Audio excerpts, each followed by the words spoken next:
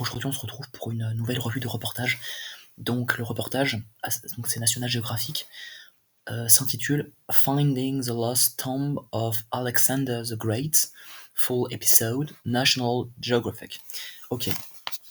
Alors en fait, en outre, il faut savoir que Alexandre le Grand est un immense conquérant, donc il a, entre guillemets, il s'est approprié les terres de nombreux peuples. Il faut savoir qu'en fait, il a créé une ville en Égypte qui s'appelle Alexandrie, il y a 2300 ans, et en l'occurrence, il y a de très fortes chances qu'ils soient enterrés ici. Il faut savoir qu'Alexandre le Grand, c'était le fils de Philippe II de Macédoine, qui était un très grand dirigeant aussi, et en fait il est parti à la conquête du monde, Alexandre le Grand. Donc il est arrivé jusqu'au Pakistan et jusqu'à l'Indus, et en fait il a fait l'acquisition d'un immense empire qui s'étendait donc de Macédoine jusqu'au Pakistan et jusqu'en Inde. Et en fait il a notamment créé la ville d'Alexandrie, qui est une ville splendide, et donc là-bas il a, très très plausiblement été enterré. Donc il faut savoir que récemment, la scientifique qui est présentée dans le reportage, elle a trouvé une statue d'Alexandre le Grand. Voilà, ils en ont trouvé une statue, ils ont déplacé la statue. Il faut savoir que Alexandre le Grand est devenu dirigeant à 20 ans. Il est enterré auprès des pharaons et il est mort à Babylone. Il a été momifié, mais il a été déplacé à Alexandrie. Il avait en fait un empire qui s'étendait sur 12 000 miles carrés. Il y a eu à peu près jusqu'alors 140 recherches qui avaient pour objet de trouver la tombe. Alexandrie est la première, entre guillemets, la cité la plus emblématique, avec le Caire de l'Égypte. Elle est au bord du delta du Nil. Elle s'étend sur 100 miles carrés, 5 fois la taille de Manhattan.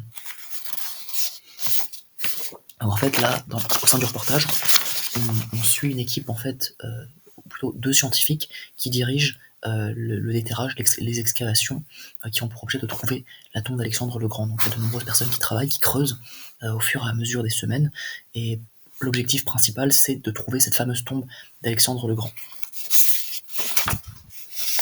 Ils vont faire la découverte d'amphores. La scientifique qui dirige les opérations s'appelle Pepi Patacosta.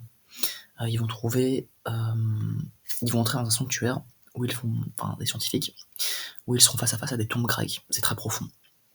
Ce qu'on peut noter, c'est que des routes romaines parfois ont été construites sur les routes grecques.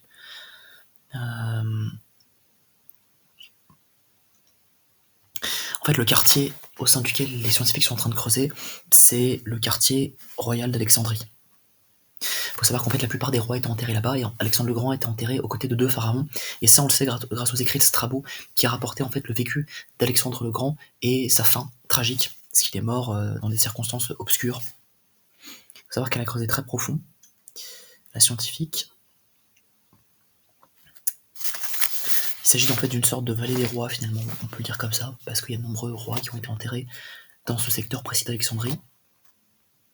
Alexandre le Grand, évidemment, il n'est pas né avec les titres, mais il a quand même une superbe lignée. Ils vont trouver en fait un site précis, spécifique, l'anomalie E3b, au sein de laquelle ils suspectent qu'Alexandre le Grand serait enterré. Donc ils vont chercher, ils vont creuser durant des semaines, et il faut savoir qu'en fait parfois, il y a de l'eau qui va inonder les galeries, donc c'est très handicapant pour la suite de l'expédition scientifique, de l'investigation. Ils ont creusé très profond. Et en fait, la scientifique, elle pense, Pepi Patacosta, elle est persuadée qu'en fait le seul site archéologique où il serait logique de trouver la tombe d'Alexandre le Grand, c'est celui qu'elle est en train d'explorer. Ils vont finir par trouver sur un des sites archéologiques qu'ils exploraient des pierres, des traces, possiblement d'un temple grec, d'un magnifique temple grec, à couper le souffle, vraiment splendide. Ils vont réussir à trouver des pierres qui sont les vestiges en fait de ce fameux temple grec dont il parlait. Donc voilà, en fait, la majorité du reportage, pour récapituler, se déroule dans la ville d'Alexandrie. Le but de Pepi Patacosta, la scientifique, qui est accompagnée par un autre scientifique qui vient des États-Unis, c'est de trouver la tombe d'Alexandre le Grand qui a été perdue depuis des milliers d'années. En fait, elle a à peu près 2300 ans. Alexandre le Grand est un immense dirigeant qui a conquis un immense empire allant jusqu'au Pakistan, jusqu'à l'Inde. En fait, il a construit Alexandrie et il a été enterré là-bas, bien qu'il soit mort à Babylone. Donc le but, c'est de rechercher cette tombe. Il faut savoir qu'en fait, Pepi Patacosta, elle a fait de superbes découvertes. Elle a réussi à trouver une statue d'Alexandre le Grand lorsqu'elle était un peu plus jeune. Elle a trouvé cette statue qu'elle a réussi à déterrer. Donc ça a été une découverte majeure pour elle, une découverte fabuleuse. Ça a été une immense surprise. Elle a réussi à mettre à jour cette statue qui avait plusieurs milliers d'années. Donc voilà, donc cette tombe d'Alexandre le Grand, elle reste, pour l'instant, elle demeure introuvable, même si dans le futur on soupçonne qu'elle pourra être mise à jour. Donc voilà, donc les expéditions, les investigations avancent, les investigations progressent, et en fait le but c'est vraiment de trouver cette fameuse tombe afin d'apporter des découvertes majeures à l'histoire. J'espère en tout cas que cette vidéo vous aura plu. C'est donc une revue de reportage National Geographic, et c'est vrai qu'en fait c'était un reportage particulièrement intéressant, captivant, très prenant, que j'ai apprécié regarder. Voilà, le reportage se déroulait en Égypte, dans la ville d'Alexandrie. Merci à tous, je vous souhaite une bonne journée.